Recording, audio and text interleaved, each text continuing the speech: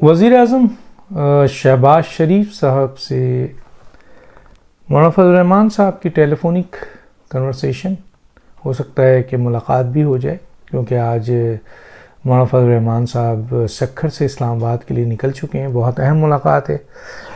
आसिफ अली ज़रदारी साहब से वज़ीर-ए-आज़म शहबाज शरीफ साहब की मुलाकात, शहबाज शरीफ साहब से मियाँ नवाज़ शरीफ का टेलीफोनिक राब्ता और मुल्क की मौजूदा सियासी सूरत हाल पर काफ़ी अहम गुफ्तगू हुई है।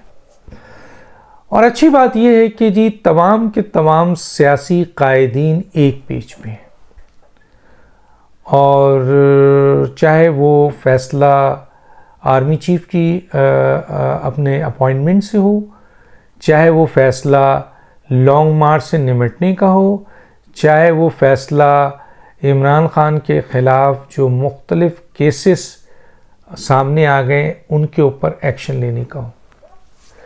मसलन सब मुत्तफ़िक़ हैं कि हमने ये एक्शन करना ही करना है। मसलन इख्तलाफ यहाँ कहीं नहीं है। अब जो बहुत सारी बातें आ रही हैं, आप सुन रहे होंगे, कोई कहता है जी समरी आ गई थी, समरी में नाम नहीं था, वापस हो गई है। कोई कहता है जी समरी अभी आई नहीं है। कोई कहता है वज़ीर-ए-आज़म ने लेटर लिख दिया है समरी के लिए। तो बहरहाल ये मैटर कोई इतनी बड़ी चीज़ नहीं है। वहाँ से एक समरी आ जाएगी, वज़ीर-ए-आज़म का इस्तेहक़ाक़ है और वो उनको किसी को भी नामज़द कर दें, उनका इख्तियार है। तो इसको जो पकाया जा रहा है और इसको जो दिखाया जा रहा है, मेरा ख़्याल है शायद इमरान ख़ान साहब को भी पका के दिखाया गया है, जिसकी बुनियाद पे वो समझ रहे हैं कि शायद मेरे 26 तारीख को पिंडी में जो मैंने कॉल की है।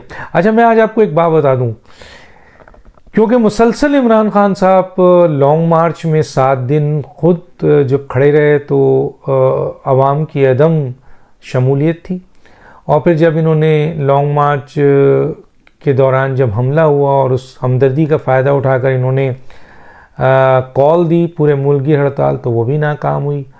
तो अब उनको इस बात का डर है कि इस्लामाबाद या पिंडी में जो वो जलसा करने जा रहे हैं, वो कहते हैं ना दिखा के सज्जा और खब्बा मारते हैं, या खब्बा दिखा के सज्जा मारते हैं। तो दोनों काम कर रहे हैं। एक तरफ वो इस्लामाबाद में आपके जलसे की इजाज़त भी मांग रहे हैं, फिर सुना है कि जनाब उन्होंने विड्रॉ कर दिया है। अब उनका इरादा है कि जी वो पिंडी में ही करेंगे। और मैं बता चुका हूँ कि पिंडी में करने की 2 ही जवाज़ है। एक तो ये है कि जी उनके लोगों को कोई रेजिस्टेंस नहीं मिलेगी, वहाँ पे पुलिस या उनकी हुकूमत है। दूसरा कि वो GHQ पे भी हमला करना चाहते हैं या प्रेशर देना चाहते हैं। तो 26 ज़्यादा दूर नहीं है, 22 यहाँ पे है। लेकिन हम ये समझते हैं जो जितनी भी बाज़गश इस वक्त सामने आ रही है वो ये है कि इमरान ख़ान 26 को भी नाकाम होंगे। उनके अपने मकासद, वो जो कह रहे हैं ना खुशखबरी सुनाने को, तो वो 26 को शायद आएँ और शायद ये खुशखबरी सुना दें कि मैं पार्लियामेंट में वापस जा रहा हूँ। सरप्राइज़ दे दें कि अब हम पार्लियामेंट की सियासत करेंगे। हो सकता है ये देखें बयान आ जाए। तो बहरहाल इमरान ख़ान के पास अब कुछ नहीं है सवाए इसके कि जी वो मुनाफ़िक़त फैलाएँ, झूठ बोलें, जो मुल्क में अफरा तफरी फैलाएँ, अदम इस्तेहकाम पैदा करें, लोगों को वरगलाएँ। इसके अलावा कोई काम नहीं है। लेकिन पाकिस्तान से मोहब्बत करने वाली क़ुव्वतें, चाहे वो मेन स्टेक होल्डर्स हों, चाहे वो हुकूमत हो, चाहे कोई और हो, वो अपना काम किए जा रही है। इसहाक़ डार साहब फाइनेंस को बेहतर करने के लिए अपना पूरी कोशिश कर रहे हैं और बहुत अच्छी कोशिश कर रहे हैं। मेरा बहुत जल्द उनसे कि इंटरव्यू भी है, तो मैं उसमें वो तमाम बातें उनसे डिस्कस करूंगा एज ए तालिब इल्म, जो इकोनॉमी का तालिब इल्म होता है, और मैं आपके सामने भी पेश करूंगा। लेकिन जितनी इत्तला है मुझे कि वो बड़ी मेहनत कर रहे हैं और उस मेहनत में उन्हें कामयाबी भी हो रही है। और जहाँ तक लोग उनसे सवाल कर रहे हैं कि आपने वादा किया था कि 200 तक, 200 के नीचे लाएंगे डॉलर, तो कम से कम वो 275, 280, 290 से नीचे 223 पे तो रोका हुआ है ना अभी। और कुछ हिकमत अमली और है, अभी वक्त ही क्या हुआ उनको, 1 महीना तो हुआ है आने में। आप उनको ये उम्मीद रख रहे हैं और 1 महीने के अंदर ही उन पर आपने बारिश कर दी और फिर उनके केसेस हैं। तो बहरहाल कुछ वक्त के बाद यकीनन जो उन्होंने वादा किया है, उम्मीद है कि जून जो आपका नेक्स्ट आने वाला जून है, जो जिसमें ये बजट देंगे इसहाक़ डार साहब, उससे पहले 200 से नीचे डॉलर आ चुका होगा, हमें भी उम्मीद है। कुछ और हिकमत अमली भी करनी है उन्होंने, लेकिन ये कह देना जैसे ही वो आए हैं 3 साल 7 माह में जनाब आपने पाकिस्तान की मईशत को बढ़ा दिया, डॉलर को आपने बेदरेक खुला छोड़ दिया, और अब एक आदमी से 1 महीने के अंदर आप तकाजा कर रहे हैं कि वो 290 से 200 मिल। हाँ, उन्होंने वादा किया है और उनमें ये सलाहियत है कि वो ये पूरा करेंगे। अब मैं आता हूँ अहम तरीन 2-3 बातों में। देखिए, एक बहुत बड़ी कॉन्स्पेरेसी जो है ना इमरान खान साहब इस मुल्क के ख़िलाफ़ कर रहे हैं। इसमें कोई शक नहीं है कि इमरान खान साहब इस वक्त बैन अवी तौर पर उस एजेंडे पे खेल रहे हैं और वो ये चाहते हैं कि कोई उनका हाथ पकड़े। लेकिन बैन अवी एजेंडे जिनका एजेंडा है, जो चाहते हैं कि पाकिस्तान में फ़ौज कमज़ोर हो, जो चाहते हैं पाकिस्तान की कौमी सलामती को ख़तरा हो, जो चाहते हैं कि पाकिस्तान के इदारे जो हैं वो तहस नहस हो जाए, मईशत तबाह हो जाए, वो इमरान खान का हाथ भी पकड़ते हुए घबरा रहे हैं, क्योंकि उनको ये पता है कि ये आदमी का कोई भरोसा नहीं है। और इस पर अगर वो कहते हैं ना कि वो कोई घोड़ा होता है जो रेस में होता है, भागता है, तो पैसे लगते हैं ना उस पर। तो बैन अवी एजेंडे वाले भी जितना हम देख रहे हैं, क्योंकि ये इतना फ्रस्ट्रेटेड है, इनके पास कुछ नहीं है।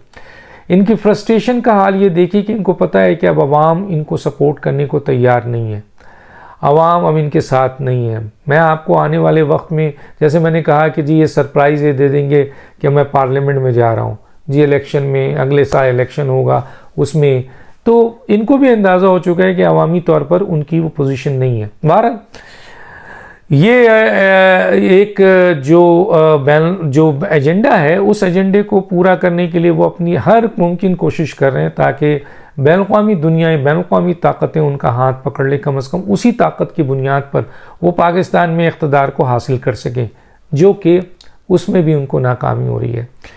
इमरान खान साहब के जो केसेस हैं, इमरान खान अब इस हुकूमत में, जैसे मैंने कहा ना, आसिफ जरदारी, मौलाना फजल रहमान, बिलावल भुट्टो, इमरान खान, नवाज शरीफ, शहबाज शरीफ, ये सब इमरान खान को हटा के इन सब को ने अपनी जो एक बिल्कुल कंसोलिडेटेड स्टेटमेंट उनका ये है कि जनाब अली इमरान खान को किसी भी सूरत में एज नहीं दिया जाएगा, माफ़ी नहीं दी जाएगी, और इदारे अगर उसके ख़िलाफ़ कार्रवाई करते हैं तो उस सिलसिले में हुकूमत जो है वो उनको फैसिलिटेट करेगी मेरिट के ऊपर।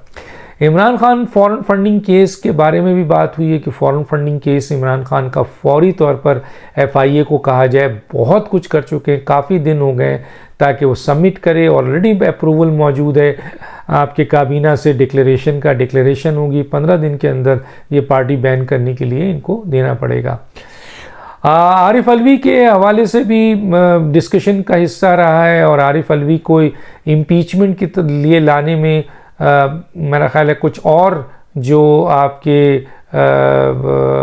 सीटें हैं, जो MNAs हैं, उनको उनका इस्तीफ़ा एक्सेप्ट किया जाएगा और फिर उस पर इलेक्शन होगा।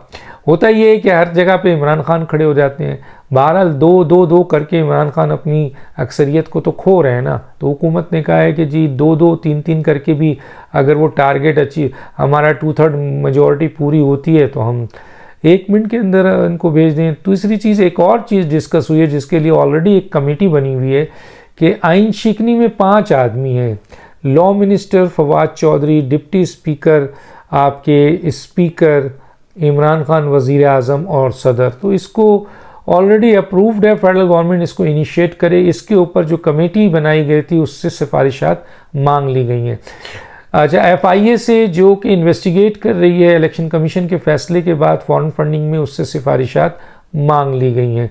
तो ये 2 बड़े अहम केस है। तोशाखाना केस में हुकूमत अब सेशन कोर्ट में जा चुका है और करप्ट प्रैक्टिस की बुनियाद पे अब इमरान खान साहब के ट्रायल वहाँ शुरू होने वाला है, और वहाँ पर भी बहुत अहम तरीन फैसले इलेक्शन कमीशन और सेशन में वेट कर रहे हैं।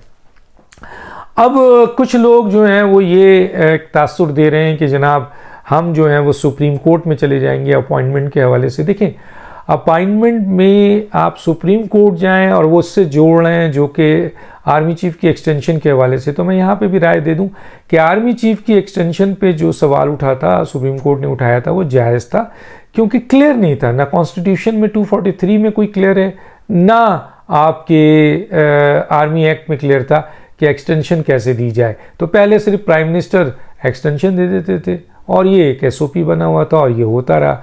लेकिन जब सुप्रीम कोर्ट ने ऑब्जेक्ट किया तो उसने कहा कि भाई कोई कानून तो बताएं, तो नहीं था कानून, तो चुनांचे अमेंडमेंट हुई और वो अमेंडमेंट होकर एक्सटेंशन आ गया। लेकिन आर्मी चीफ की अपॉइंटमेंट में आइन क्लियर है, 4 आदमी की अपॉइंटमेंट का इख्तियार प्राइम मिनिस्टर को है। और वो क्या है इख्तियार, वो है आपका आर्मी चीफ जो जॉइंट चीफ ऑफ स्टाफ, आपका नेवल चीफ और एयर चीफ। अगर DGISI की अपॉइंटमेंट भी वज़ीर आज़म पे होती है, मैं ये सवाल हमेशा उठाता हूँ, तो फिर इस 243 के 4 में DGISI का भी नाम दी, बड़ी अहम पोस्ट है, लिख दिया जाता। लेकिन क्योंकि DGISI की अपॉइंटमेंट का भी वही तरीक़ेकार है जो एक्सटेंशन का था कि माजी की तरह जो है वो एक समरी नाम लेके आर्मी चीफ वज़ीर आज़म को जाते थे, वज़ीर आज़म उसको अप्रूव कर देते थे। हालांकि वज़ीर आज़म का यहाँ पर रोल जो है वो सिर्फ सेरेमनी है, यानी सिर्फ साइन करने वाला। ये डिसीजन ट्रांसफ़र और पोस्टिंग के लिहाज से आर्मी चीफ की है। तो अब अगर कोई जाता भी है कोर्ट में, तो जब कोर्ट में कोई जाएगा तो ये क्या वो कोर्ट में जाके ये कहेगा कि जी आप प्राइम मिनिस्टर ये फैसला नहीं कर सकते, डिस्क्रिशन नहीं है? क्या वो ये कहेगा कि जी प्राइम मिनिस्टर की अपॉइंटिंग अथॉरिटी नहीं है? क्या वो ये कहेगा कि जी प्राइम मिनिस्टर जो है फैसला नहीं कर सकते? भाई रूल ऑफ बिजनेस है, ठीक है, एक समरी का प्रोसीजर है। रूल ऑफ बिजनेस कौन बनाता है? वो जो बनाते हैं वो कैबिनेट है। इसमें रूल ऑफ बिजनेस कैबिनेट है, तो प्राइम मिनिस्टर और कैबिनेट अगर कोई फैसला कर दे, प्राइम मिनिस्टर कोई फैसला करे, कैबिनेट उसको तौसीक कर दे और वो फैसला सदर को साइन के लिए चला जाए, तो फिर रूल ऑफ बिजनेस तो यहीं तैयार हो गया ना। तो फिर इसमें हुकूमत, इसमें सुप्रीम कोर्ट क्या करेगी? तो लोग खामखा इस मसले को ख़राब करने के लिए या ऐसी एडवांटेज हासिल करने के लिए कि जनाब हम जो हैं वो ये आर्मी चीफ की अपॉइंटमेंट के ऊपर ये हो रहा है और फलाना हो रहा है, ये हो रहा है।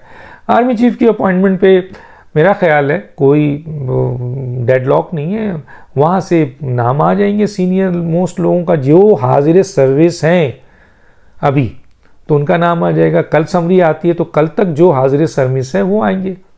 ये नहीं हो सकता कि जी उसमें 4 का नाम ड्रॉप कर दिया जाएगा जनाब वो 2000 वो आगे जाके नहीं, जो हाजिर सर्विस है और इस वक्त समरी जिस वक्त आएगी, जो हाजिर सर्विस है वही सारे हाजिर सर्विस लोगों का आएगा। नोटिफिकेशन उसका होगा जो हाजिर सर्विस होगा, चाहे वो 2 दिन के बाद रिटायर हो रहा हो, 1 दिन के बाद रिटायर हो, रात के 12 बजे हो रहा हो।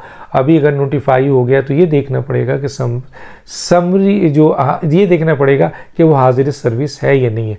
तो सुप्रीम कोर्ट को इन्वॉल्व करके लोग जो हैं वो इसमें वो करना चाहते हैं।